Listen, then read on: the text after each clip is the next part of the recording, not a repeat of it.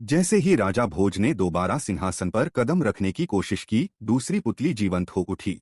उसके चेहरे पर तेज था और स्वर में ममता। उसने हाथ उठाकर कहा, राजा भोज, क्या तुम्हारे हृदय में उतनी ही करुणा और त्याग की भावना है जितनी सम्राट विक्रमादित्य के भीतर थी?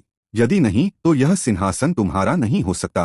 पहले सुनो मेरी कथा और फिर निर्णय करो। राजा भोज ने सिर झुकाकर कहा, कृपा करके सुनाइए देवी। एक बार की बात है, उज्जैनी में एक वृद्ध साधु विक्रमादित्य के दरबार में आया। उसके साथ एक छोटा बालक था, नेत्रहीन, दुर्बल और निर्धन। साधु ने कहा, महाराज, यह बालक मेरा शिष्य है।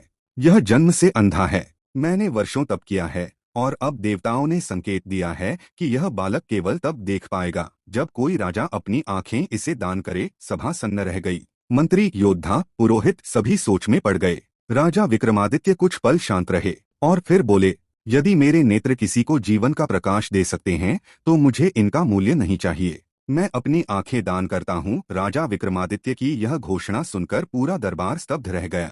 किसी को विश्वास नहीं हुआ कि एक सम्राट जिसकी आंखों से उसकी पूरी प्रजा की सुरक्षा और शासन चलता है, वह अपनी दृष्टि त्यागने को तैयार है। फिर भी विक्रमादित्य ने बिना कोई विलंब किए अपने निजी वैद्य को बुलाया और आदेश दिया कि आंखों को सुरक्षित निकालकर उस बालक में प्रत्यारोपित किया जाए। नेत्रदान की वह घड़ी आई। पूरे नगर में सन्नाटा था। वैद्य ने विशेष जड़ी बूटियों से प्रक्रिया शुरू की। बालक को अंधकार से प्रकाश मिला। वह पहली बार दुनिया को देख सका। उसकी आंखों में आंसू थे, परंतु वो खुशी के आंसू थे। विक्रमादित्य अब अंधकार में चले गए थे। राजा विक्रमादित्य की दृष्टिहीनता के बाद शासन की कठिनाइयां बढ़ने लगीं, लेकिन उन्होंने हार नहीं मानी। वह अब भी अपने मंत्रियों की सहायता से अपने अनुभव और ज्ञान के बल पर न्याय करते रहे। कुछ महीनों बाद वह वही बालक जिसे आंखें मिली थीं वापस आया। वह अब साधु बन चुका था और आध्यात्मिक तेज से भर गया था।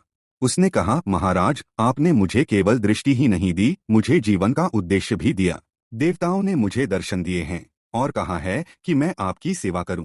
मैं आपकी आंखें लौटा सकता हूं।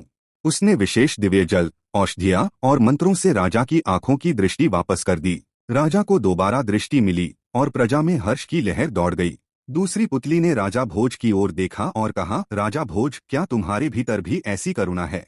क्या तुम किसी अनजान व्यक्ति के लिए अपना सर्वस्व दान कर सकते हो बिना यह सोचे कि बदले में क्या मिलेगा?